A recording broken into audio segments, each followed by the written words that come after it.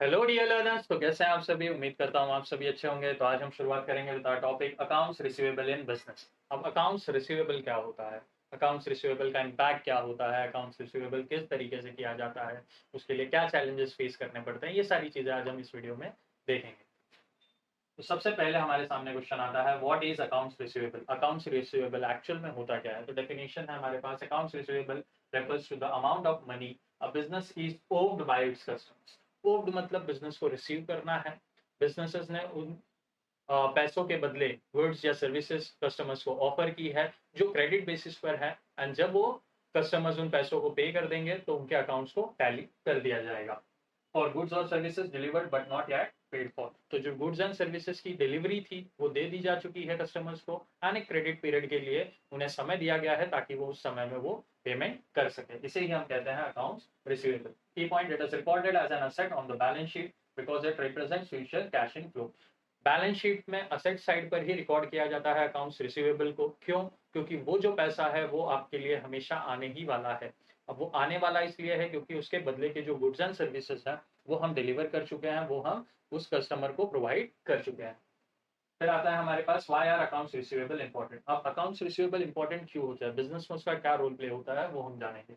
Improves customer relationship by allowing credit purchases. अगर आपके regular customers हैं, रेगुलर कस्टमर्स को आप क्रेडिट परचेजेस के चांसेस दे रहे हैं, क्रेडिट परचेज करने दे रहे हैं, कुछ बुफे समय दे रहे हैं जिस समय में वो उस परचेज के बदले जो भी पैसे हैं वो आपको दे सके, तो उससे आपके रिलेशनशिप्स स्ट्रांग होते हैं। Helps track outstanding customer payments. अब अकाउंट्स रिसीवेबल के थ्रू ही हम ट्रैक मेंटेन कर सकते हैं कि किन कस्टमरों से हमें कितने पैसे लेने हैं, हमारे बिजनेस में कितना कैश इनफ्लो आएगा। Affects the companies cash flow and working capital. अब ये अफेक्ट भी करता है कंपनी के कैश फ्लो पे। क्यों? क्योंकि जो रेगुलर सेल्स होते हैं उसमें जो पैसा है वो तुरंत आ जाता है, बट अकाउंट्स रिसीवेबल के इसमें जो सेल्स हम करते हैं वो क्रेडिट सेल्स करते हैं, एंड वो क्रेडिट सेल्स के चक्कर में वो क्रेडिट पीरियड में ही वो पैसा हमारे पास रिसीवेबल होता है। Use to measure the company's liquidity. अब कंपनी की लिक्विडिटी को भी मेजर करने में ये हेल्प होता है। कैसे?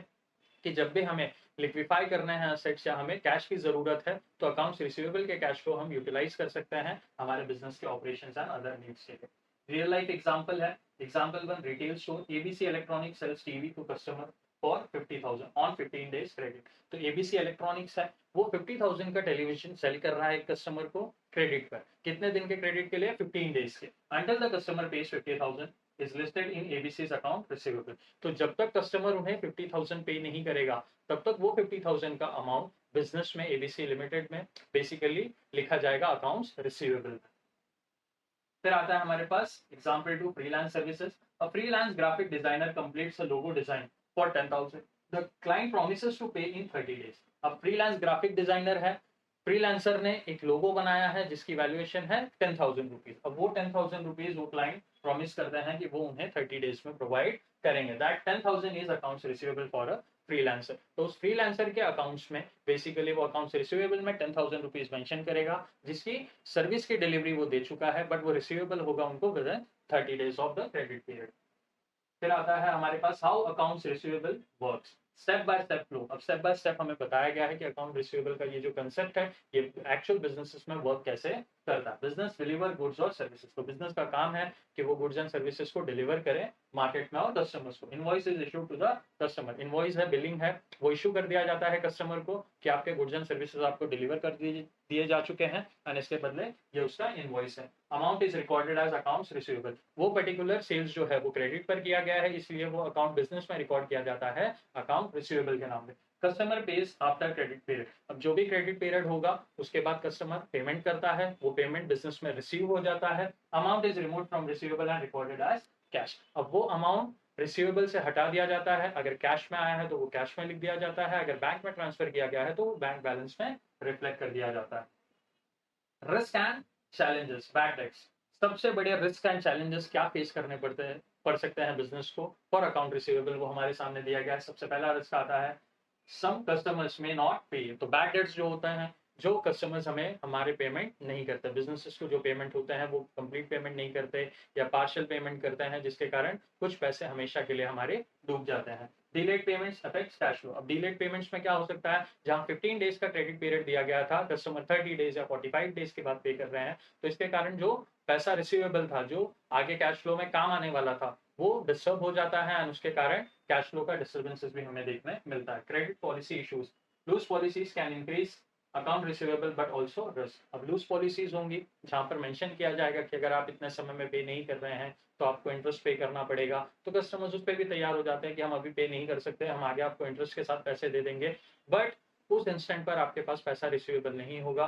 तो ये हो सकता है कि भाई कस्टमर्स आपकी पॉलिसीज का फायदा आपसे उठाएं। सोल्यूशन, रेगुलर फॉलोअप्स आपको देने हैं ताकि आपका जो पैसा है वो टाइमली आपके पास आ जाए। क्रेडिट चेक्स करते रहना है कि एक लिमिट के ऊपर वो क्रेडिट ना चला जाए ताकि जो कैश फ्लो है उस पर ज्यादा असर ना पड़ सके। And offering discounts for early payments, and discounts भी हम अपने रेगुलर कस्टमर्स को दे सकते हैं ताकि लोग हमारे रेगुलर पेमेंट्स करते रहें या अर्ली पेमेंट्स भी हमें दे दें। Tools to manage account receivable, accounting software, QuickBooks, Zoho Books, Tally. अब ये कुछ टूल्स हैं, ये कुछ ईआरपीस हैं जिसके थ्रू हम क्या कर सकते हैं, अपने अकाउंट रिसीवेबल मैनेज कर सकते हैं, और भी काफी फैक्टर्स जो अकाउंटिंग रिलेटेड है हम इसमें कर सकते हैं और मैनेज कर सकते हैं। Ageing reports, track overdue invoices. अब ओवरड्यू इनवॉइसेस जो होते हैं उसको भी ट्रैक करना, उसके लिए प्रॉपर सोल्यूशन ले आना एंड उस पर काम करना ताकि हमारे पैसे हम जल्द से जल्द बिजनेस के लिए रिसीव कर सकें। Collection policies, automated reminders, penalty clauses. Automated reminders हो सकते हैं जो आप मेल्स के थ्रू, मैसेजेस के थ्रू आप अपने कस्टमर्स को भेज दें ताकि कस्टमर्स को याद रहे कि उन्हें वो पेमेंट टाइमली करनी है। एंड पेनल्टी क्लॉजेस भी आप अपने मेंशन कर सकते हैं, अगर टाइमली पेमेंट क्रेडिट पीरियड में नहीं होता तो उसके वजह से सामने वाले कस्टमर को आपको पेनल्टी या फाइन भी देने पड़ सकते हैं।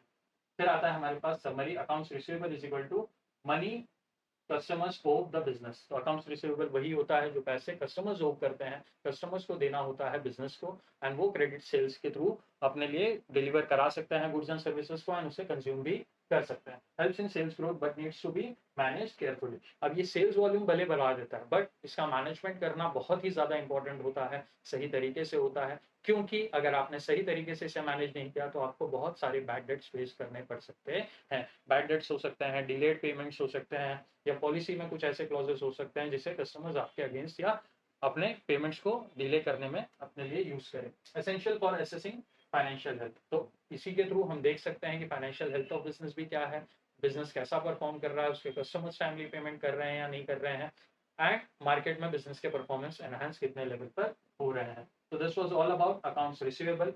हम ऐसे ही टॉपिक्स आपके लिए लाते रहेंगे। अगर आपके कोई भी कंसर्न, डाउट्स या क्वेरीज हैं तो आप कमेंट सेक्शन में मेंशन कर सकते हैं, एंड आप कुछ और टॉपिक्स पर भी अगर वीडियो चाहते हैं तो वो भी आप कमेंट सेक्शन में मेंशन कर सकते हैं।